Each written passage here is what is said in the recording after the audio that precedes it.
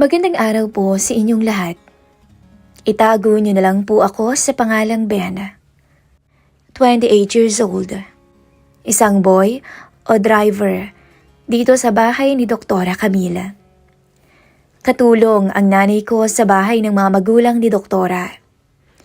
Matagal na siyang nagsisilbi roon at masasabi kong mababait ang pamilya nila. Kahit may kaya, hindi sila mapagmataas. Maayos silang makitungo, kaya naman tumagal din ang nanay ko sa kanila. Isang araw nung kinausap ako ni nanay. Ben, sabi niya, yung anak ng amo ko, si Doktora Camila, kilala mo yon hindi ba? Naghahanap ng tutulong sa bahay. Driver, taga-asikaso, gusto mo ba? Hindi na ako nagdalawang isip pa. Pumayag ako kaagad. Hindi ko sinabi kay nanay na matagal ko nang tinitingnan si Doktora Camila.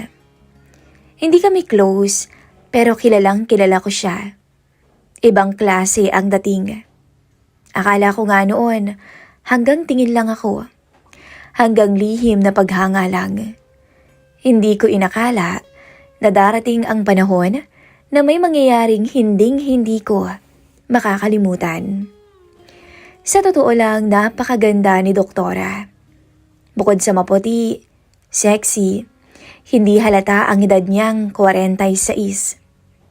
Hindi siya yung palaging nakaayos o maporma. Pero may natural siyang ganda. Yung tipong kahit simple lang siya, mapapalingon ka pa rin.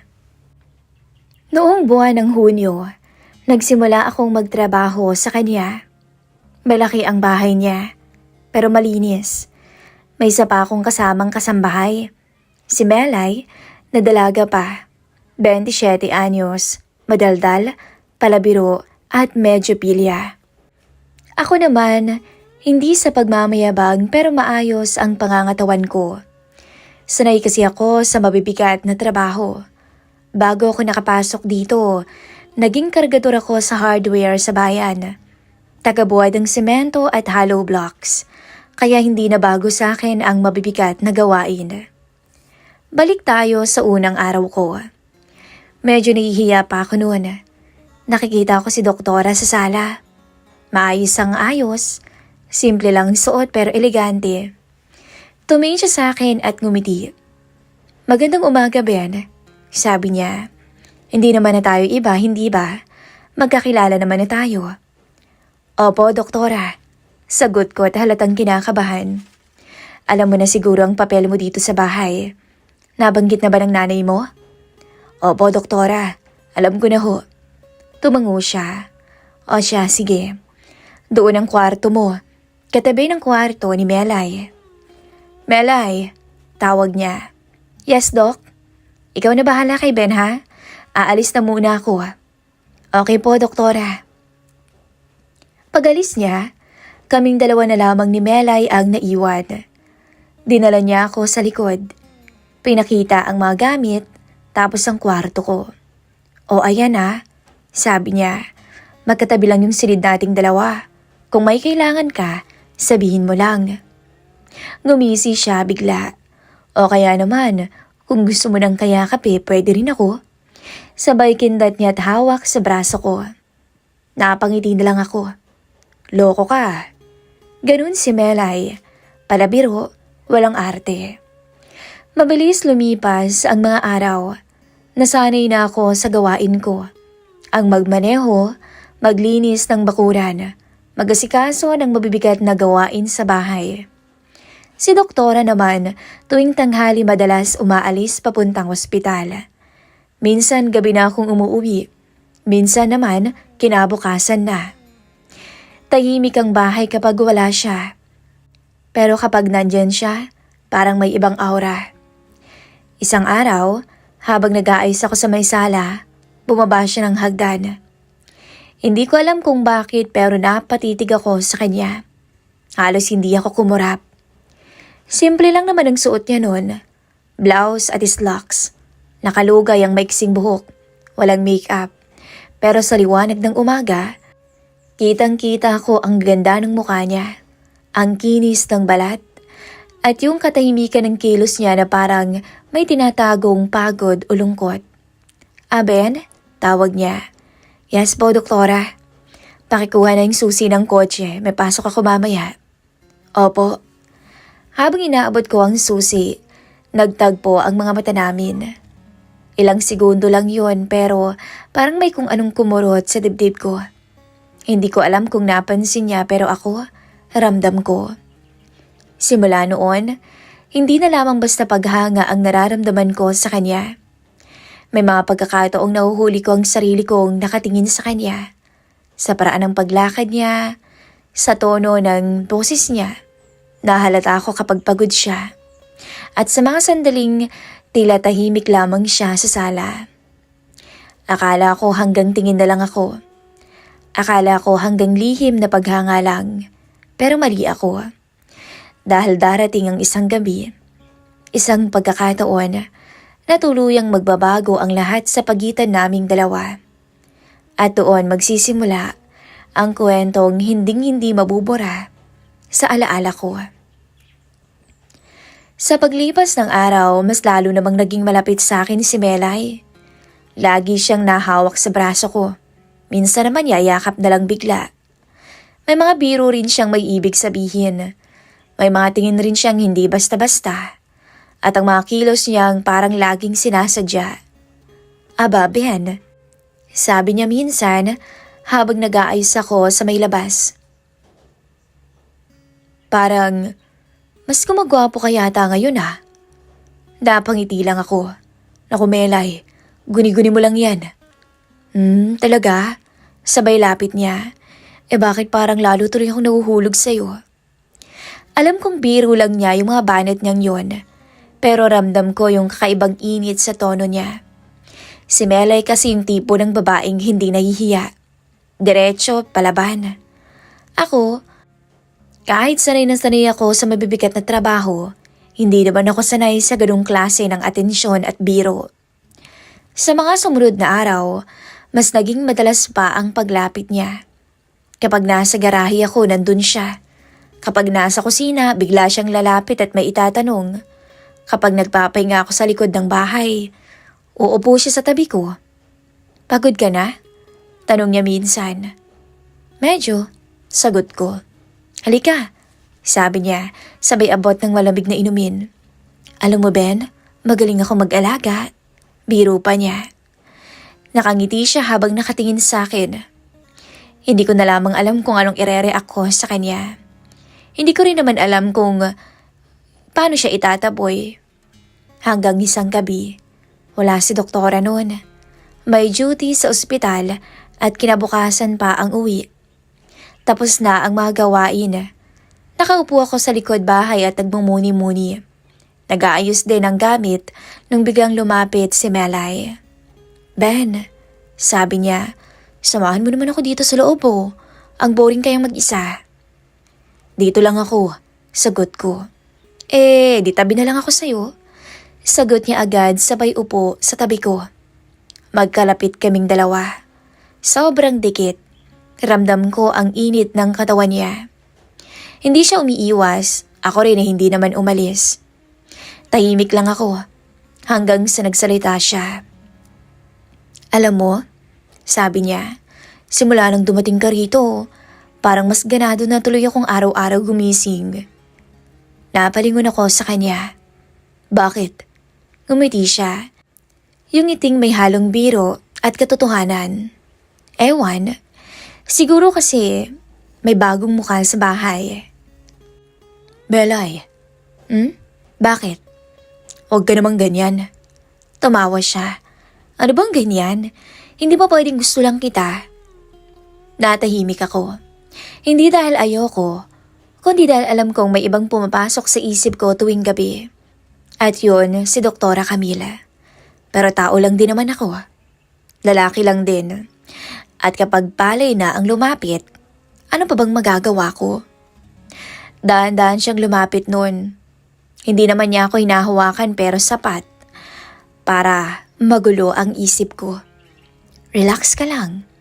Akong bahala. Bulong niya. Wala naman tayong ginagawang masama eh. At doon ako bumigay. May nangyari sa aming dalawa. Simula noon, lihim lang ang nangyayari sa amin. Wala kaming relasyong dalawa. Kami lang ang may alam. Isang hapon, nasa likod kami ng bahay. Akala namin wala si doktora. Ang sabi kasi ni Melay, gabi pa raw ang uwi. Nagtatawanan kami, nagbibiroan, masyadong kampante. Ano ka ba? Sabi ni Melay sabay tawa. Baka ma-inlove na ako sa'yo niyan. Baliw, sagot ko, huwag kang ganyan. Bakit natatakot ka? Tanong niya sabay lapit. Hindi, baka ikaw. Hindi ko napansin agad, pero may katahimikang biglang bumalot. Pag-angat ko ng tingin, nandun si doktora. Nakatayo sa may pintuan. Hindi nagsasalita, nakatingin lang sa amin. Hindi ko makakalimutan yung itsura niya noon. Hindi siya galit, pero nagulat. May kung anong dumaan sa mata niya. Parang pagkadismaya, parang sakit, o mas tamang sabihing parang selos. Tumayo agad si Melay. Dok, nandiyan na ho pala kayo. Ayos lang, sabi ni doktora. Malamig ang boses. Mukhang masaya kayo Natahimik ako. Hindi ko alam ang sasabihin. Hindi ko rin magawang tumingin ng diretso sa kanya. Ramdam ko kasi ang bigat ng presensya niya. Ben? Sabi niya bigla. Opo, doktora. Tapusin mo na muna yung ginagawa mo. May kailangan ka pang ayusin, hindi ba? Tumalikod siya at pumasok na ng bahay. Mula noon, nagbago ang ihip ng hangin. Mas naging tahimik siya. Seryoso. Madalas nakabantay sa paligid. At sa mga sandaling magkakasalubong ang mga mata naming dalawa, ngingiti siya ng matamis. At doon ko naisip, baka naman hindi lang ako ang may lihim na pagtingin. Baka naman hindi lang ako ang nakakapansin. At sa isang iglap, ang simpleng paglapit nun ni Melay sa akin, ang naging mitya ng isang inggit na hindi ko inakalang mabubuo. Gabi na noon, si Melay ay nasa labas dahil may pinuntahan. Ako naman ay nasa kwarto ko, nakahiga. Pilit pinapakalma ang isip ko. Mula nung araw na nakita kami ni doktora, parang may mabigat ng hangin dito sa loob ng bahay. Busy ako noon sa pagmumuni-muni, nang bay biglang kumatok sa pinto ko. Ben? Boses ni doktora. Tumayo ako kaagad. Binuksan ang pintuan at nakita ko siyang nakatayo doon. Napakaganda niya sa suot niyang pantulog. Bahagyang basa pa ang buhok niya. Pumunta ka sa kwarto ko. Sabi niya, walang paligoy-ligoy. Ngayon na ho ba, Dok? Putol niya. Hindi ako nakagalaw kaagad. Parang may tumusok kasi sa dibdib ko. Alam ko nang ibig sabihin ng kanyang pagtango. Sumunod naman ako kaagad. Tahimik kaming naglakad papunta sa silid niya. Pagpasok namin, marahan niyang sinara ang pinto. Tumayo siya sa tapat ko, ilang hakbang ang pagitan. Maupo ka muna, sabi niya. Umupo ako sa gilid ng kama.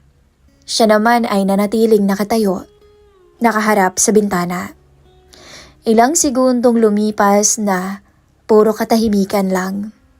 Ramdam ko noon ang tibok ng dibdib ko.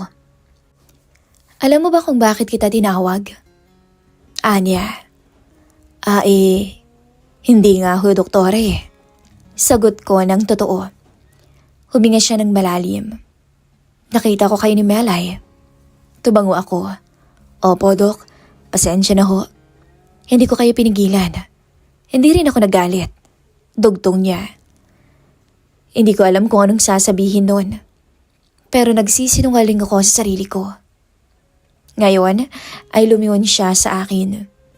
Sinabi ko sa sarili ko na wala lang yun. Na wala akong pakialam. Lumapit siya. Isang hakbang, 2 hakbang.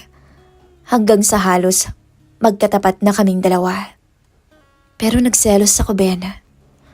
Hindi ko alam kung bakit ko naramdaman yun. Sa tanda kong to, nagselos pa ako. Nanlaki ang mga mata ko noon. Hindi ko inaasahan ang salitang yun mula sa kanya. Hindi ko inaasahan na diretsahan siyang magsalita at aaminin niya kaagad ang totoo. Siya na isang doktora, tinitingala at may dignidad, inaamin ang isang bagay na hindi ko inakalang maririnig ko.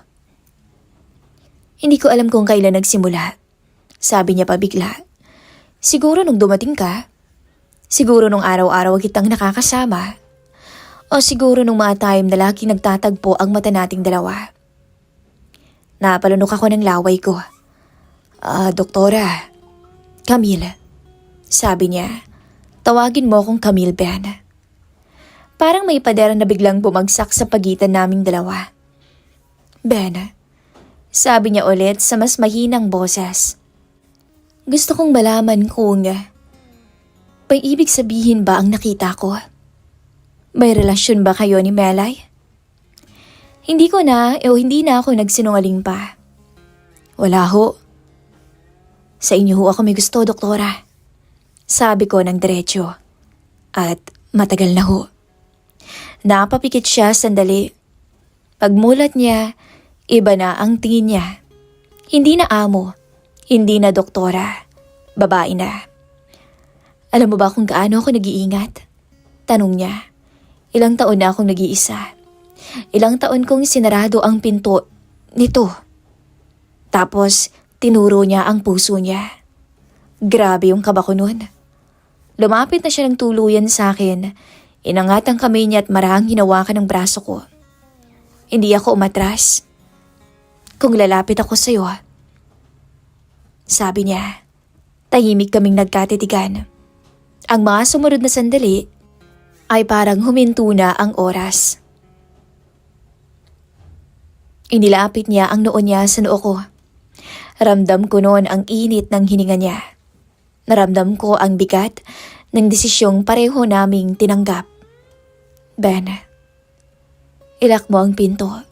Bulong niya. Nang gabing yun, hindi na kami nagkunwari na wala kaming nararamdaman. Hindi na siya doktora o amo at hindi na ako boy o driver. Kami ay dalawang taong pagod na sa pagpipigil. Sa loob ng kwartong yun, may dalawang taong sabik na inaangkin ang isa't isa. Isang doktora na sa kabila ng edad ay nanatiling birhen at isang binatang matagal nang may lihim na pagtingin dito. Nagtagpo ang labi naming dalawa at ang halik na iyon ay nauwi sa isang pangyayaring hindi namin makakalimutang dalawa. Masarap. Oo naman, sobra. At hindi ko talaga yon makakalimutan. Saksi ang 4 na sulok ng kwarto ni Doktora kung paano niya binabanggit ang pangalan ko dahil sa tindi ng tinatamasa niya. Pagkatapos nun, hingal kaming dalawa pero parehas na may ngiti sa labi. Kinabukasan, maaga siyang umalis papuntang ospital. Hindi ko na siya nakausap. Pero bago siya lumabas ng pinto, nagpaalam pa siya sa akin. Mula noon, nagkaroon kaming dalawa ng pagkakaintindihan. At sa mga sandaling nagkakasalubong ang mga mata namin, sa kusina man, sala o hallway, sapat na yon para maalala ko ang gabing yon. Tuwing gabi, kapag tapos na ang mga gawain at tahimik na ang paligid, minsan ay kumakatok siya sa pintuan ko. Ben? Tulog ka na ba? Pwede tayong mag-usap? Hindi na niya kailangang ipaliwanag kung bakit. Alam ko na. Palagi ko nang alam. At sa loob ng kwarto niya, mag-uusap kaming dalawa. Magkukwentuhan. Pero pagkatapos nun, mapupunta sa isang pagniniig. Ben, sabi niya pagkatapos, hindi to madaling desisyon, alam mo yan. Alam ko ho, sagot ko. Alam mo namang mas bata ka. May buhay ka pa sa labas ng bahay na to. Tumingin ako sa kanya. At kayo, may buhay din naman, hindi lang sa ospital. Bakit hindi nyo enjoyin ang sarili nyo ngayon? Ngumiti siya ng marahan. At muli, pinunan namin ang pangangailangan ng isa't isa. Hanggang sa lumipas ang mga buwan. Hindi nagtagal, napansin ni Melay ang pagbabago. Hindi naman siya tanga. Matagal na siyang kasambahay sa bahay na iyon. Una, tahimik lang siya. Pero ramdam ko na yung mga tinginan niya. Hanggang isang hapon, nung nagliligpit ako sa sala, umupo siya. Tumingin sa akin. Seryoso. "Oy Ben, may tanong ako sa'yo." Sabi niya bigla. "Ano yun?" Sagot ko naman. "May relasyon ba kayo ni Doktora?" Bigla akong napatingin sa kanya. Hindi ako nakaimik. At sa hindi ko pag-imik na yon, alam kong alam na niya. "Masaya ka ba?" Bigla niyang tanong. "Oo." Tumango siya. Halata nga eh.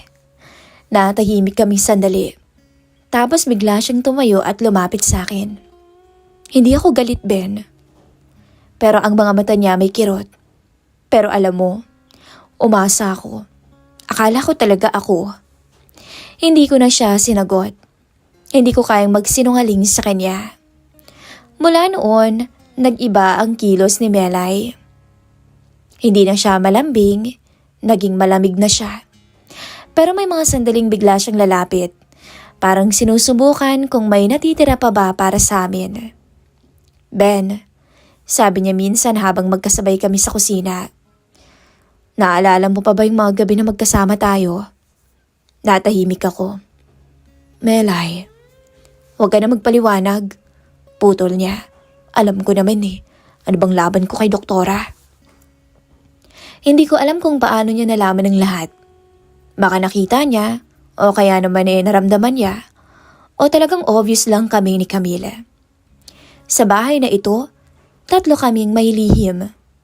Isang nagmahal, isang pinili, at isa ang naiwan sa gitna, na pilit inuunawa ang sakit. Hindi ko alam kung hanggang kailan tatagal ang ganitong sitwasyon. Ang alam ko lang, ang relasyon namin ni Camille ay hindi panandalian. Isa itong desisyon na araw-araw naming dalawa na pinaninindigan. Sa paglipas ng buwan, unti-unti, nagbago na rin ang takbo ng mga araw sa bahay. Hindi na kaming sobrang palihim, yung tipong nagtatago ni Camille. Si Camille, hindi na kasing lungkot ng dati. Kapag umuwi siya galing ng ospital, nakangiti na siya. "Pagod ka?" Sabi ko minsan. "Oo eh, ang dami kasing inasikaso kanina." Aalagaan ko siya. Mamasahihin, nandun ako palagi. Isang umaga, habang nagkakape kami sa mesa, tumingin siya sa akin ng matagal. Hindi siya nagsalita agad pero parang may binubuo sa isip. "Ben," sabi niya sa huli, "alam mo, ayokong itago ka." Hindi ako nagsasalita, nakikinig lang ako. Hindi ko sinasabing ipagsisigawan natin, pero ayokong mabuhay na parang nililihim ka. Ngumiti ako. Isang hapon din noon, nilapitan kami ni Melay sa kusina. "Ben," sabi niya, "aalis na ako." Nagulat ako. "Bakit?"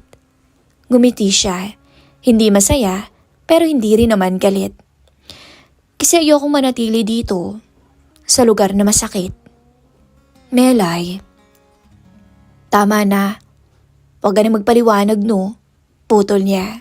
"Masaya ka. At kahit masakit sa akin, mas pipiliin ko namang makita kang masaya." Natouch ako sa sinabi niya noon. "Salamat, Melay ah." Bago siya umalis, nagpaalam din siya kay Camille. Walang samaan ng loob, walang inggitan. Isang tahimik na pagtanggap. "Dok, kayo na bahala sa kanya. Alam niyo naman na may gusto ko kay Ben, di ba?" Natawa lamang si Doktora. "At ikaw?" Sagot naman ni Camille. "Salamat sa lahat. Sigurado ka bang aalis ka?" "Opo, Doktora. Pinapauwi rin kasi ako ni nanay sa probinsya eh. May sakit kasi si tatay." At doon natapos ang isang yugto. Isang gabi, lumapit sa akin si Camille at hinawakan ang kamay ko.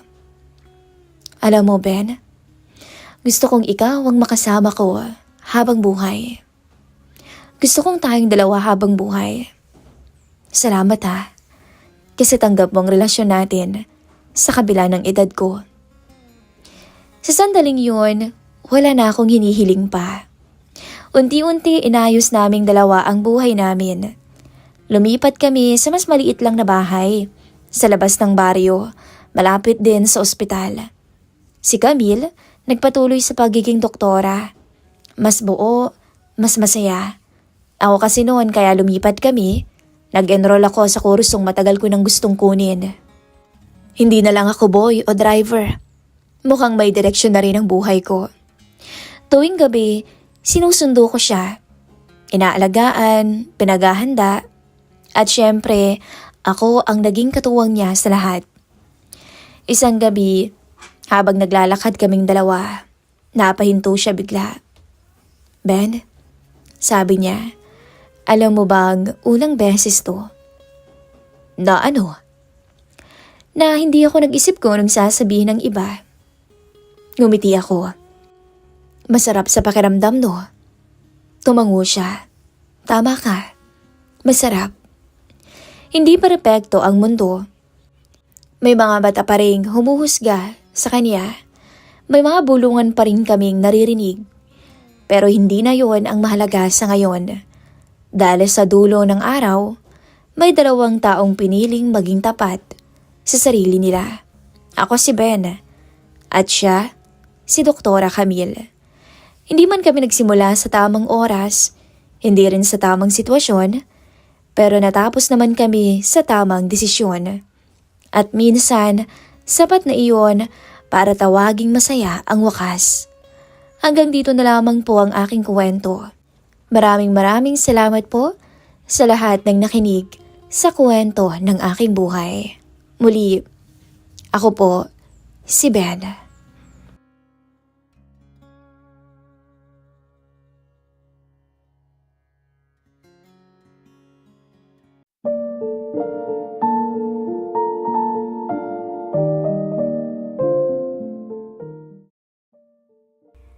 Magandang araw. Ako nga po pala si Lara. May asawa na nagtatrabaho bilang isang machine operator sa isang malaking construction company sa Gawing Malate. Sa kabila ng busy naming schedule, ay biniyayaan pa rin kami ng dalawang anak. Isang babaeng nasa grade 5 na ngayon at isang lalaking nasa grade 3. Magmula pa noon ay nakasanayan ko ng maghintay ng jeep sa kanto. Huwag lamang akong mahuli sa trabaho. Isa kasi akong inventory clerk. Kung kaya naman sinisigurado kong nauuna talaga ako sa opisina araw-araw. Sanay na akong sa umaga pa lamang ay nakakaramdam na ako ng pagod mula sa pag-aasikaso ko sa aming pamilya. Ngunit habang nakatingin sa mga ulap ngayong umaga, ay parang bigla akong nalungkot. Parang may sariling buhay na bumulong sa akin ang mga bagay na hindi ko masabi-sabi kay Mark, sa aking asawa. Alam kong hindi tama ang iniisip ko, pero magmula kasi nang lumaki ang mga anak namin, ay parang biglang lumamig ang pagsasama naming dalawa. Kapag niyayaya ko siya sa kama, ay madalas niya akong tanggihan. Isang araw, habang naglalakad ako papunta sa hintayan ng jeep, napansin ko ang isang bagong driver na parabang tuwang-tuwa habang nagtatawag ng mga pasahero. Sa tingin ko ay nasa 5'6" lamang ang tangkad niya. Moreno ang kanyang kutis na mas pinatingkad ng suot niyang red na sando. At kahit nasa malayo ako, ay naaaninag ko pa rin ang mga kakaibang marka ng araw sa kanyang balat. Hindi naman siya kagwapuhan. Hindi rin macho ang pangangatawan. At higit sa lahat, ay mukhang 40 anyos na ang mukha. Ngunit mayroong kakaiba sa kanyang hindi ko maipaliwanag. Ma'am, jeep po. Anito nang magtama ang mga mata naming dalawa. Hindi ako nakasagot kaagad. Pero isang ngiti ang binigay ko sa kanya. Malapit nang mapuno, ma'am. Kulang na lang ng 2 sa harapan. Dagdag pa niya. Wala akong nagawa kung hindi tumango na lamang. At sumunod, sa kadahilan ng malapit na akong malate sa trabaho. Tinatamad kasing pumasok ang bunso ko kanina, kaya matagal na pilitan pa ang nangyari. Hanggang sa wala akong nagawa, kundi kumpiskahin ang cellphone nito. Para huwag na siyang mapuyat ulit sa kakalaro ng online games. Tunay namang siksikan at hindi komportable ang pwesto sa bandang gitna, kaya ayaw na ayaw ko ring maupo sa harapan. Bonus pa kapag na-jackpot ng driver na may amoy sa kilikili. Pero nang magtama ang braso naming dalawa ng driver, ay tila nagising ang diwa ko. At mas lumala pa nang dumaan ang jeep sa mga lugar kung saan humahagupit ang hangin sa aking muka. Kasabay ang pasimpleng pagdikit ng siko niya sa gilid ng aking katawan. Sorry, madam. Bumaling siya sa akin habang nakahinto ang jeep sa isang intersection. Hindi ko sinasadya, promise. Hayaan niyo next time, 2 pasahero na lang ang papaupuin ko sa harapan. Mahinang sambit nito. Napangiti naman ako sa sinabi niya, kaya kinalimutan ko na lang ang masamang hinala ko sa kanya na mahilig at bastos siyang driver. Mas mabuti kung ganun, para naman komportable kaming sasakay sa jeep mo, kuya. Tumango na lamang siya at naiilang na tumingin sa mga mata ko. Andy nga pala, miss. Pakilala niya sa akin.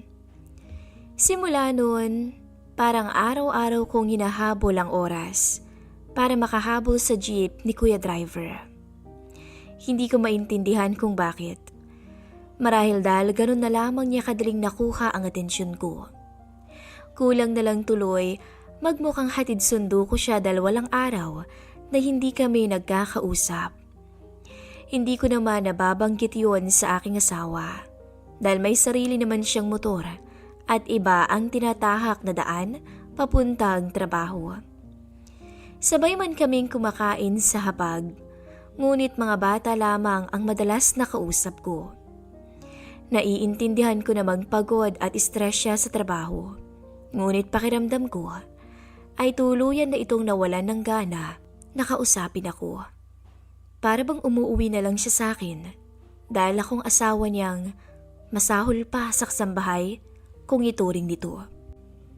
Salamat sa libreng hapunan, Faith, ah. Ano ka ba naman, Lara? Ako ang dapat magpasalamat sa iyo dahil pumayag kang tapusin yung inventory ngayong araw. Kung hindi lang talaga kailangan ni Sir ang report bukas, hindi tayo gagabihin ng uwi ngayon. Ngumiti lamang ako dito. At naglakad na habang may nakasukbit na sling bag sa aking balikat. Gustuin ko mang magreklamo dahil sa matinding pagod ang natamo ko ng araw na yun. Ngunit alam kong sulit naman ang lahat ngayong natapos na ang report na taon-taon naming sinusumite sa Finance Department. Ibig sabihin, malaya akong mamimili ng 2 araw na leave sa susunod na linggo at 2 araw naman bago ang nalalapit na Pasko. Ma, pauwi ka na po.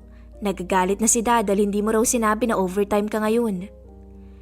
Hindi ko napigilan ang huwag mapabuntong hininga nang mabasa ang chat ng aking panganay. Kapag sinabing galit, ibig sabihin, masasakit na salita na naman ang bibitawan ng butihin kong asawa na para bang naging pabayang nanay ako sa mga anak naming 2. Siguro naman, hindi ko kailangang magpaliwanag at mayroon namang nakahandang pagkain para sa pag-uwi niya. Hindi man lamang nito naisip na kahit pagod ako sa trabaho, ay sila pa rin ang iniisip ko. Gustuhin ko mang sagutin ang chat ngunit mas pinili kong itago na lang ang aking cellphone habang nag-aabang ng jeep. Naluluha ako ng mga oras na yun. Pero ginawa ko pa rin ang lahat para pigilan ang aking emosyon. Lara, pauwi ka na ba? Walang buhay akong napatingala nang marinig ang pamilyar na boses sa aking harapan. Si Andy pala. Pero wala ng pasahero ang pinapasada niyang jeep. Mukhang balak na naman itong gumarahe ng maaga matapos maabot ang boundary at target niyang kita sa isang araw. Gagarahe na rin naman ako eh. Sumakay ka na. Hindi kita sisingilin, promise. Sa kabila ng lungkot na nararamdaman ko, ay nagawa akong pangitiin ng paborito niyang linya. Kung bakit ba naman kasi ang hilig sa salitang promise ng lalaking to. Sa kalagitnaan ng biyahe, ay ilang beses kong nahuli ang mga mata niyang panakanakang napapasulyap sa aking direksyon. May problema ba, ma'am? Anito na may bahid ng pag-aalala sa kanyang boses. Sinadya ko namang huwag tumingin dito dahil alam kong maaaninag lamang nito ang depresyon sa mga mata ko. Wala naman, Andy. Pagsisinungaling ko dito. Masyado lang yata akong napagod sa trabaho kaya gusto ko nang matulog at magpahinga ng maaga. Kung sa bagay, ganyan din ako nang nagtatrabaho pa ako sa planta. Overtime dito, overtime dun. Lalo na ngayong Pasko. Kulang na lang magtungo kami sa trabaho ng walang ligo at walang tulog. Ganon na lamang ang gulat ko nang bumaling siya sa akin habang naniningkit ang mga mata. Huwag mong sabihin sa akin pumasok ka rin ng walang ligo sa trabaho, Ma'am Lara. Natawa ko sa naging bintang niya sa akin. Excuse me, Manong. Hindi naman ako umabot sa ganun, no? Pinagtawanan niya na lamang ako, kaya hindi ko rin napigilan ang huwag matawa sa takbo ng usapan naming dalawa. Ikaw lang naman siguro ang pumupunta sa trabaho nang walang ligo-ligo at walang toothbrush. Sabi ko. Nasaksihan ko kung paano mapangiti ito habang nakatuon ang mga mata niya sa daang tinatahak namin. Naku ma'am, ni minsan hindi ka naman nahimatay habang katabi mo ko, di ba? Ang bango ko kaya kahit walang ligo. Sabi pa niya. Natatawa ko siyang pinagmasdan. Di inamin mo ring wala ka talagang ligo minsan. Naku Andy, maawa ka naman sa aming nakakatabi mo sa jeep mo. Sabi ko. Habang tumatagal, ay hindi ko na namamalayang hindi na nawala ang ngiti sa mga labi ko. Habang kausap ko si Kuya Driver. Nang mga oras na yun, pakiramdam ko ay naglaho lahat ng pagod ko mula sa trabaho. Maging ang stress na bumabalot sa akin bilang isang asawa at pamilyadong babae. Ganito pala ang feeling ng may nakakausap. Hindi lamang kapag may problema, kung hindi sa mga panahong gusto mong magpahinga mula sa kaliwat kanang mga responsibilidad. Ganyan sana palagi, madam. Dapat, masaya ka at hindi tulad kanina na halatang problemado at maraming iniisip. Nang marinig ko yun, ay napako ang mga mata ko sa direksyon niya. Sakto namang dumaan ang jeep niya sa isang madilim na kanto, kung kaya't konting ilaw na lang mula sa buwan lamang ang naibibigay na liwanag sa amin. Kung hindi tayo nagkita ngayong gabi, baka kanina pa ako nakikipagtalo at umiiyak sa harapan ng asawa ko. Dahan-dahan siyang humarap sa akin, hanggang sa inihinto nito ang minamanehong jeep sa isang hindi matao at medyo may kadilimang lugar. Ma'am, pwede bang maging totoo tayo sa isa't isa? Hindi ko kasi kaya yung nagpapanggap na wala akong gusto sa'yo. Alam kong may asawa ka na at may pamilya ka na. Pero, mahina ang boses akong sumagot dito. Ang hirap, no? Ang hirap. Maski ako, hindi ko alam kung bakit nawawala yung mga problema ko kapag kausap kita. Kahit alam kong mali lahat ng yun dahil pamilyado akong babae. Dahil sa mga salitang yun, pumagitna sa aming dalawa ang isang matagal na katahimikan. Hindi ko naawat ang aking sariling huwag tumingin sa kanya. Kahit sabihin pang alam kong mali ang nararamdaman naming dalawa sa isa't isa. Humarap sa akin si Andy, pero hindi siya nagsasalita. Tanging ang mga mata lang namin ang nagpapahiwatig ng mga bagay na hindi namin kayang sabihin. Tumukwang siya papalapit sa akin. Hanggang sa mapansin ko na lamang ang masuyong halik niya na bumihag sa aking labi. Andy, nag-aalangan kong naitulak siya ng ilang segundo sa pagkabigla. Kahit alam kong sa sarili ko na gusto ko ang nangyayari ng mga sandaling yun. Tinawag din ito ang pangalan ko habang unti-unting bumababa ang haplos niya mula sa aking muka, paibaba sa ilalim ng neckline ng t-shirt ko. Napatingala na lamang ako at sa bawat paghagilap niya sa ilalim ng suot ko na parang nobya niya ako, ay siya namang higpit ng pagyakap ko sa kanyang matipunong braso. May hina at pabulong na boses ang naging sukli ko sa kanya ng mga sandaling yun. Hanggang sa namalayan ko na lang ang sarili ko na wala ng suot habang nasa likuran kami ng kanyang jeep. Para akong naging manikin na nakatulala sa kisame ng kanyang jeep habang nakabukas ang mga binti para sa kanya. Hindi ako makapaniwala na magagawa kong ibigay sa iba ang katawan ko. Ngunit sa kabila nun, ay napakagatlabi ako nang tuluyang umuga ang jeep sa aming pagkakasala. Kulang na lang ay huminto ang oras habang paulit-ulit akong pinagsasawaan ng driver na si Andy sa loob ng kanyang jeep. Nang mga oras na yun ay naging makasarili ako. Tuluyan kong iwinakli sa aking isipan na may asawa at mga anak akong naghihintay sa aking pag-uwi. Isang pagkakamaling mabilis ko rin namang pinagsisihan. Habang pinagmamasdan ko ang aking asawang nakabaluktot at walang kumot na natutulog sa sofa nang makauwi ako sa bahay. Habang nakatayo sa kanyang harapan, ay naalala ko ang mga masasayang oras naming dalawa. Ang mga tawanan, ang mga kwentuhan, at kung paano namin sinuportahan ang isa't isa. Hanggang sa marating namin kung ano ang mayroon kami ngayon.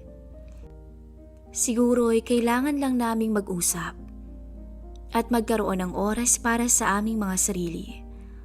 Oras para makapagbanding kaming mag-asawa.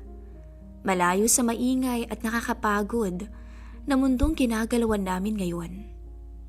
Tuluyang nangilid ang mga luhang kanina lamang ay namumuo sa mga mata ko habang nakatingin sa aking mister.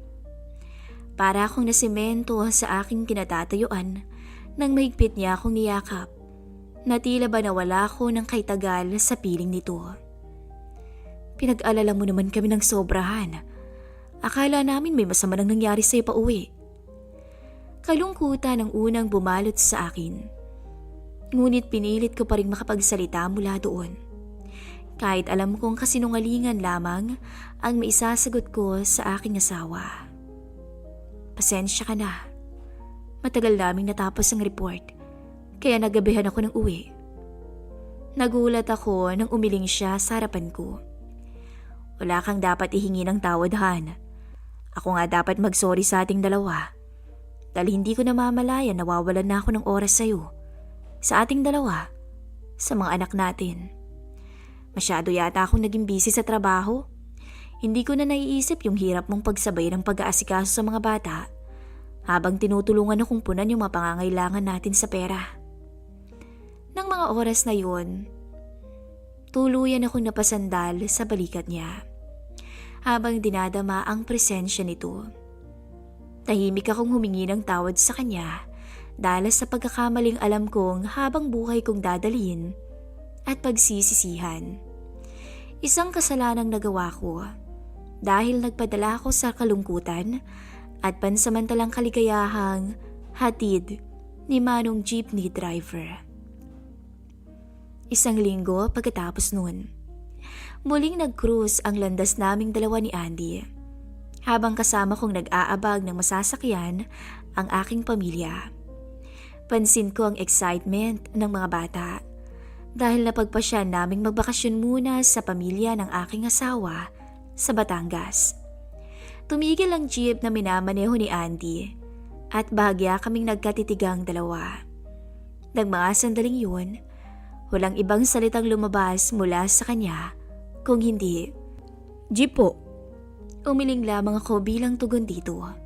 At si Andy naman ay sinuklian ako ng isang ngiting may halong pag-unawa. Minsan, ang mga pagkakamali at mga hindi pagkakaunawaan ay nagsisilbing daan upang mas makilala natin ang ating mga sarili. Hindi laging madali ang pagpili ng tamang mga desisyon. Kung kaya, natutunan kong hindi sa lahat ng pagkakataon ay kailangan nating magpadala sa ating mga emosyon. Bagkus ay matuto tayong maging bukas sa ating mga partner. Hanggang dito na lang po ang aking istorya at salamat sa pakikinig.